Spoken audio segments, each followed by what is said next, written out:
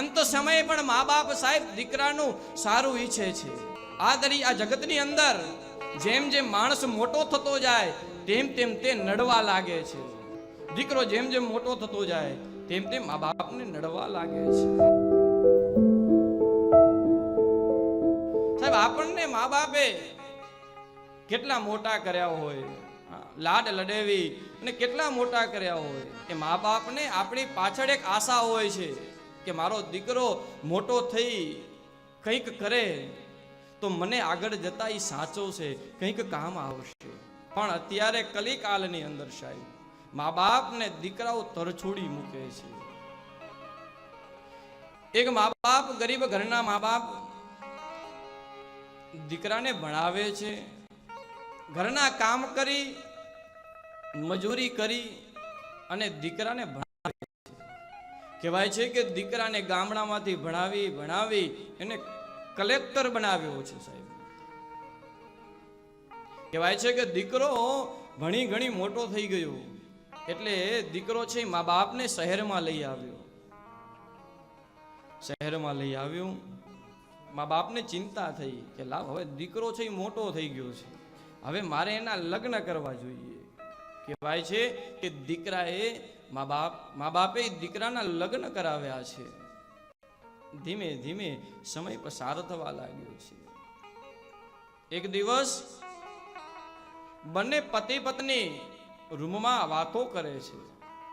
એની પત્ની કહે છે કે હવે મા બાપ મને પોષાતા નથી, આટલા દિવસ મેં સાચવ્યા પણ હવે એમની ઉંમર થઈ છે, હવે મારાથી એમનું કામ થતું નથી.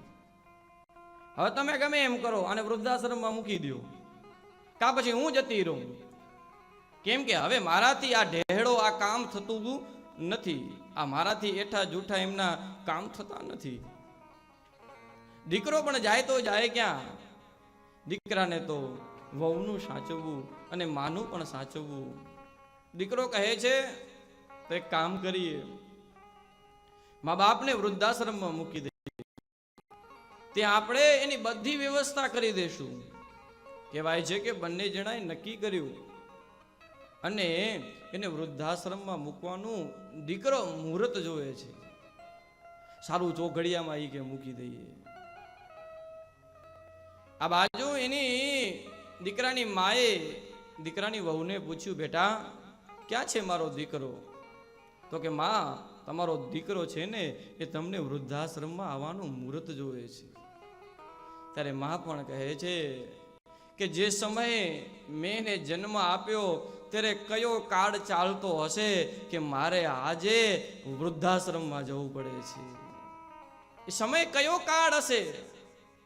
મેં પણ એ સમય ચોઘડ્યું નહીં જોયું હોય. માં કહે છે કે કઈ વાંધો નહીં બેટા. ત્યારબાદ માએ એનો પોટલો ખોલી એની વહુને બતાવ્યો કે વહુ જો, આ પોટલામાં હું કઈ લઈને જતી તો નથી ને? કદાચ કાલે વળી તમારા ઘરમાંથી કોઈ વસ્તુ નહીં મળે તો કદાચ તું કહીશ મારા દીકરાને કે તમારી માં લઈ ગઈ, તમારો બાપ લઈ ગયો, જરાક ચેક કરી લે. દીકરો ત્યાં આવ્યો. કહેવાય છે કે વૃદ્ધાશ્રમમાં મૂકવા માટે જાય છે. વૃદ્ધાશ્રમમાં મૂકવા જાય છે, બધી ફોર્મેલિટી પૂરી ઘરે આવ્યો છે. મા બાપ વૃદ્ધાશ્રમમાં રહે છે. ધીમે ધીમે સમય પસાર થવા લાગ્યો. ઘણા વર્ષો વીતી ગયા. કહેવાય છે કે આ દીકરાના ઘરે પણ એક દીકરો થઈ ગયો. એટલે એના બાપની વૃદ્ધાવસ્થા આવી ગઈ. વૃદ્ધાવસ્થા આવી ગઈ એટલે એ બાપે છે ને મેનેજરને કીધું કે મેનેજર એક કામ કરો ને, મારા દીકરાને ફોન કરી દો ને, મારે વાત કરવી છે, મારો અંત સમય છે, મારે છેલ્લી વાર મારા દીકરાને મળવું છે. સાહેબ બાપે દીકરાને ફોન લગાવ્યો અને કીધું કે બેટા, મારો હવે અંત સમય આવી ગયો છે, મને મારું મરણ દેખાઈ રહ્યું છે, એટલે મારે તને અને તારો દીકરો થયો છે ને એને તું સાથે લેતો આવજે. કહે છે હા પિતાજી હું આવું છું. કહેવાય છે કે બંને બાપ અને દીકરો એના પિતાને મળવા માટે આવ્યા છે. પિતાને મળવા માટે આવ્યા પિતાજીને પૂછા કરી, કેમ છે તબિયત પાણી? પિતાજી કહે છે કે બરોબર છે બેટા, અમે તો ત્યાં ખાતા હતા ને અહીંયા ખાઈએ છીએ. હવે તો થોડોક સમય છે, મારું મૃત્યુ મને નજીક દેખાઈ રહ્યું છે. બેટા, તારા ઘરે તારો દીકરો થઈ ગયો છે, જો તો કેટલો મોટો થઈ ગયો છે. દીકરા, હવે એક કામ કરને, મારો છેલ્લો અંત સમય છે, મારી એક ઈચ્છા છે, તું પૂરી કરીશ? તો કે હા. પૂરી કરીશ ને બેટા? તો કે હા પિતાજી, બોલો ને. બેટા, આ વૃદ્ધાશ્રમ છે ને, આ વૃદ્ધાશ્રમમાં આ પંખા છે બેટા, આ પંખા છે ને એ સરખા કામ કરતા નથી. તો એક કામ કરને, આમાં મને એસી લગાવી દે ને. અરે પિતાજી, હવે તો થોડી રહી છે. અરે આમાં તમારે પંખાને શું, એસીને શું કરવી છે? હવે તો તમારો અંત સમય નજીક છે અને આમાં એસી લગાડીને શું કરવી છે?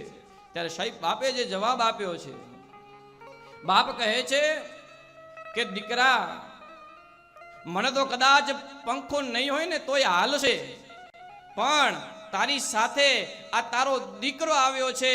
આ દીકરો કાલે કદાચ તને વૃદ્ધાશ્રમમાં મૂકવા આવે અને કદાચ આ રૂમમાં એસી નહીં હોય ને તો તને નહીં ફાવે દીકરા, તને નહીં ફાવે. કારણ કે તું કારમાં એસી, ફ્લેટમાં એસી, દરેક જગ્યાએ બેટા તું એસીમાં રહે છે ને, એટલા માટે કહું છું કે તું એસી લગાડી દે.